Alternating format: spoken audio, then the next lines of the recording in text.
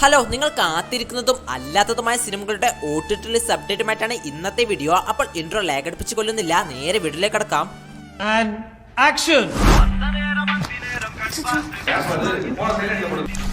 Sorry sir, silent la pottren. That's okay. Play out.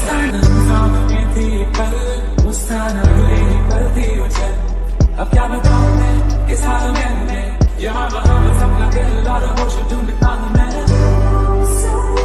അതെ, ഒരു കാലത്ത് തമിഴ് സിനിമകളുടെ ഗാനങ്ങൾ കൊണ്ട് മാത്രം രാജാവായിരുന്ന താരമായിരുന്നു ഗൗതം വാസുദേവൻ. അത്തരത്തിൽ ഗൗതം വാസുദേവന്റെ സംവിധാനത്തിൽ മമ്മൂക്ക നായകനായി എത്തിയ മറ്റൊരു മലയാള ചിത്രമാണ് ഡൊമിനിക് ആൻഡ് ദ ലേഡീസ്. ജനുവരി മാസം തിയേറ്ററുകളിലെത്തിയ ഈ ഒരു മമ്മൂക്ക ചിത്രത്തിന്റെ OTT റിലീസിന് വേണ്ടി കാത്തിരിക്കുന്നവരായിരിക്കും നമ്മളിൽ ചെറിയൊരു ഭാഗമെങ്കിലും. അപ്പോൾ ആ ഒരു കാത്തിരിപ്പിന് വിരാമം വിട്ടുകൊണ്ട് ഈ ഒരു സിനിമ ഈ വരുന്ന ഡിസംബർ 19-ാം തീയതി വെള്ളിയാഴ്ച ഈ ഒരു സിനിമ C5 വഴി മലയാളം ഉൾപ്പെടെയുള്ള ഭാഷകളിൽ OTT റിലീസ് ചെയ്യുമെന്ന് കൺഫേം ചെയ്തിട്ടുണ്ട്. നമുക്ക് അടുത്ത വർഷത്തേക്കുള്ള കോളത്തി കഴിഞ്ഞു. തിളക്കം, വെട്ടം, CID മൂസ, ഈ പറക്കും തളിക, അങ്ങനെ ഒട്ടനവധി റിപ്പീറ്റ് വാല്യൂ ഉള്ള സിനിമകളുടെ രാജാവായിരുന്നു ദിലീപ്. പക്ഷേ എവിടെയോ എന്തോ ഒരു ചെറിയ പാളിച്ച പറ്റി മൊത്തത്തിൽ കൈവിട്ടുപോയി. ദിലീപിന്റെ കേസിൽ ആരാണ് ശരി ആരാണ് തെറ്റുകാർ എന്നൊന്നും അറിയില്ല, ഇനി അറിയുകയും വേണ്ട. പക്ഷേ ആ പഴയ ദിലീപ് തിരിച്ചു വരണം എന്ന് മാത്രമേ ഉള്ളൂ. എനിവേ, ഈ വരുന്ന ഡിസംബർ 18-ന് ബബ്ബ സിനിമയിലൂടെ ആ ഒരു പഴയ കംബാക്കിനായി കാത്തിരിക്കാം.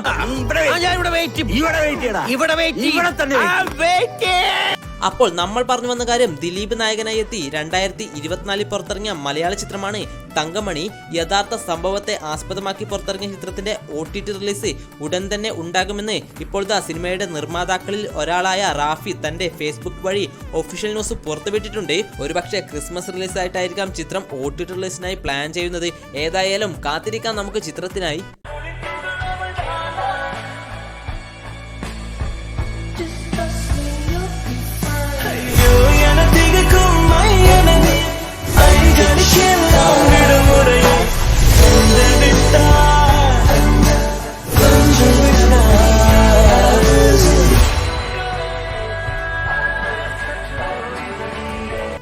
നമ്മുടെ സുമലത മിസ്സിന്റെ സുരേഷൻ കാവുന്താലില്ലേ, അപ്പോൾ ആ ഒരു പുള്ളിക്കാരൻ പ്രധാന റോൾ കൈകാര്യം ചെയ്ത് ദേവദത്ത് ഷാജിയുടെ സംവിധാനത്തിൽ ഒരുങ്ങിയ മലയാള ചിത്രമാണ് ധീരൻ.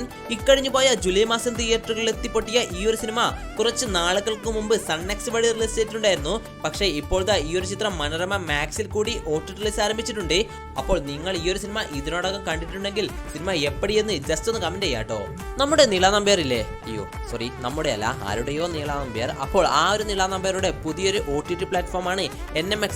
അപ്പോൾ ഈ ഒരു NMXന്റെ ബാനറിൽ പുറത്തിറങ്ങിയ അഡൽട്ട് ഡ്രാമ സീരീസ് ആണ് chat for love. Complete adult വിഭാഗത്തിൽപ്പെടുന്ന ഈ ഒരു സീരീസ് NMX വഴി 21 മിനിറ്റ് ഡ്യൂറേഷൻ വരുന്ന ഫയലിൽ ഇപ്പോഴത്തെ മലയാള ഭാഷയിൽ മാത്രം സ്ട്രീമിംഗ് ആരംഭിച്ചിട്ടുണ്ട്.